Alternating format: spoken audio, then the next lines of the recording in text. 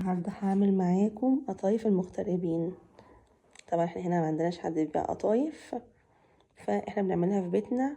هنعملها بطريقه مامتي ومامتك، ولا فيها حاجات خزعبليه ولا سميد ولا اي حاجه. زي ما احنا اتربينا عليها طول عمرنا، كنا بنشتريها من بره. كانت بس الراجل بيعملها بالدقيق.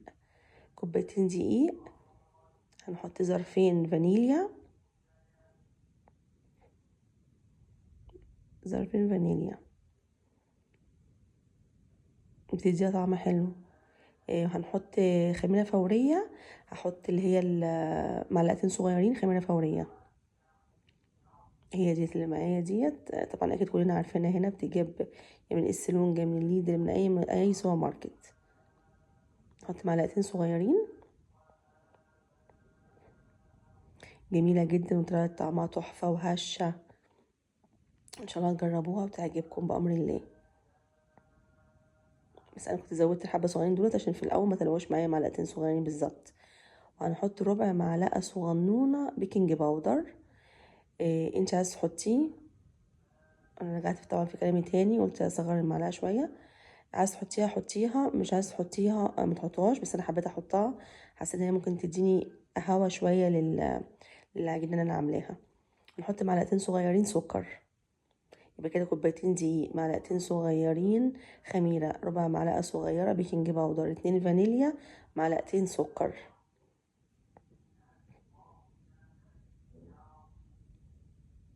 بس ونحط كوبايتين ميه. هنقلب الاول، نقلبهم كلهم مع بعض. نحط كوبايتين ميه بنفس الكوبايه اللي احنا عايرنا بيها الدقيق. الكوبايه بنستخدمها في كل حاجه. دي كوبايه، ونجيب كوبايه تانية، يعني كوبايتين دقيق هتاخدوا كوبايتين ميه. انا الدقيق بتاعي اخد كده. انت لما بتزودي يعني خلي ايدك بالراحه بالراحه لحد ما تشوفي الخليط بتاعك هيبقى عامل ازاي. ان هو المفروض ما يكونش سايب خالص يعني. المفروض لما تقلبيه بالمعلقه او حاجه زي كده بيكون ثابت شويه في المعلقه. بس نقلب كويس، انا بقلب كويس.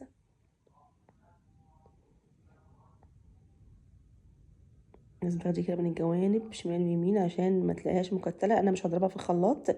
انت لو حسيتي ان الدقيق منك تقيل وعمل يعني عمل كتل منك في العجينه، اضربيه في الخلاط. بس لو ايدك سريعه زي ما انا بعمل كده هيبقى زي ما انت شايفاه كده. زي ما انا بعمله كده هيبقى نفس الطريقه.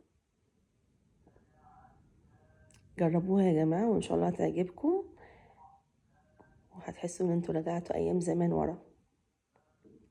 بس انا بقى طبعا بقلب كويس. انت لازم تقلبيها كويس.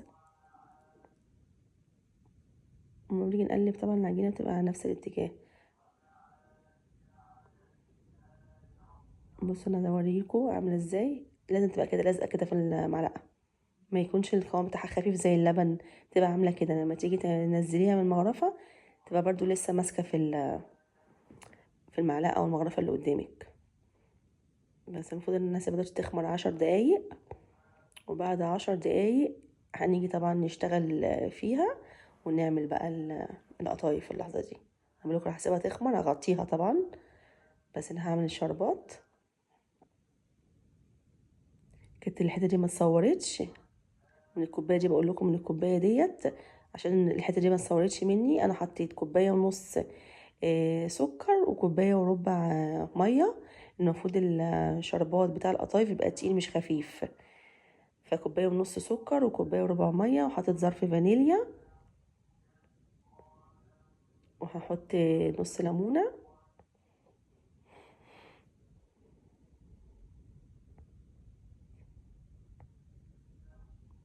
بس هنولع عليها النار بقى ولما يتقل يعمل فقاقيع كده في الحله هنطفي عليه. بس هنا هصفي بقى خلاص. القوام اللي احنا عملناه ده لازم يتصفى طبعا قبل ما تشتغلي فيها. بس انا هنا بصفيها.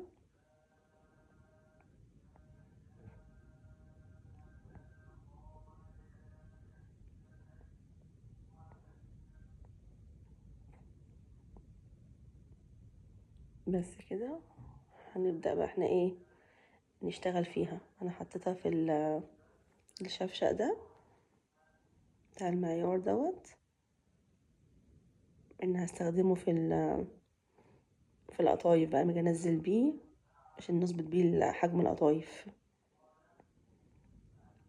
طبعا احنا هنا هنشغل النار على الطاسه ديت طاسه كريب.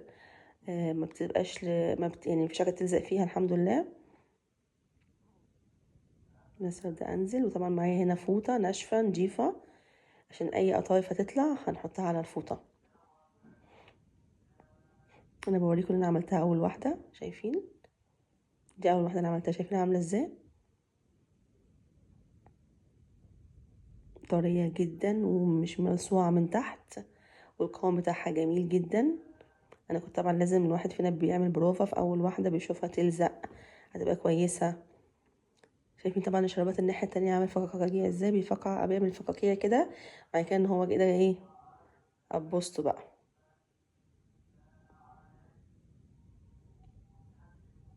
لما الشربات يعمل كده تعرفوا ان هو مظبوط. انا عايزه اوريكم طبعا ديت. انا طبعا مش معليه النار عليها، ما ينفعش النار تبقى عاليه على القطايف، بتبقى النار متوسطه.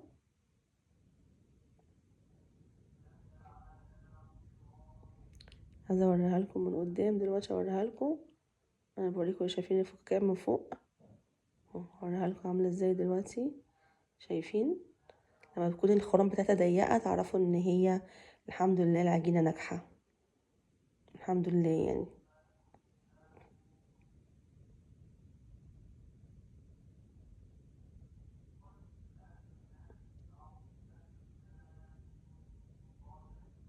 لايك وشير الفيديو يا جماعه عشان يوصلكم كل جديد، وان شاء الله تجربوها وتطلع معاكم كمان احسن من اللي انا عملتها.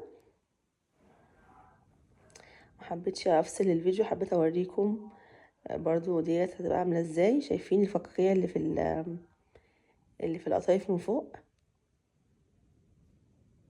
اهي دي كمان برضو نفس القصه، شايفين؟ بس بقول لكم انا هخلص وارجع لكم تاني. هنا خلاص كنا بعد الفطار بقى. انا طبعا دي حاطه فيها جوز هند وزبيب وسوداني ومعلقتين سكر.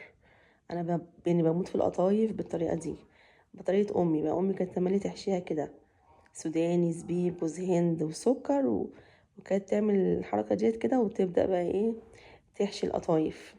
بس انا بقول لكم بتتقفل، شايفين عامله ازاي؟ شايفين لونها؟ بس انا بقى كنت غطيتها وسبتها شويه بعد ما كنت شطبت المطبخ، فقلت اقليها بقى.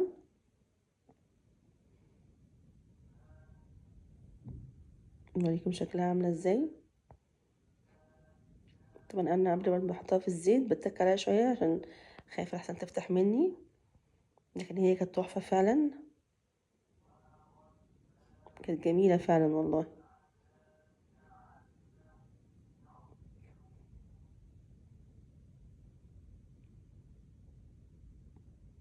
دي بقى المفروض احنا نسميها قطايف المغتربين. طبعا في مصر بيجيبوا الحاجات كلها جاهزه بقى، القطايف، الحاجات اللي هي الكنافه بتجيبوها جاهزه من بره معموله، بتبقى طبعا حاجات جميله يعني ما شاء الله. احنا بين الحاجات بقى لازم نتعلم ونعملها في البيت عندنا. هنا بقى انا خلصت القطايف تمام، هحط عليها الشربات دلوقتي قدامكم اهو. بصوا تقيل ازاي الشربات. طبعا القطايف سخنه جدا، هحط دلوقتي الشربات على القطايف هيسيح عليها بقى. شايفين؟ هو لازم يكون بالتقل ده عامه، ما ينفعش يبقى خفيف، عشان لو بقى خفيف هيطري القطايف.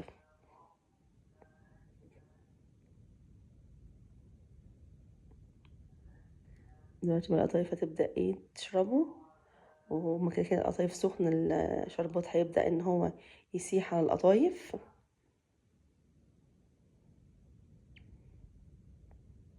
بس ده شكل القطايف اهي بعد ما كانت طعمها جميلة والله يا جماعة، وفكرتني بأيام زمان، أيام أمي. أمي كانت بتقعد تعملها لنا بعد الفطار بناكلها سخنة، كانت أيام جميلة الحمد لله.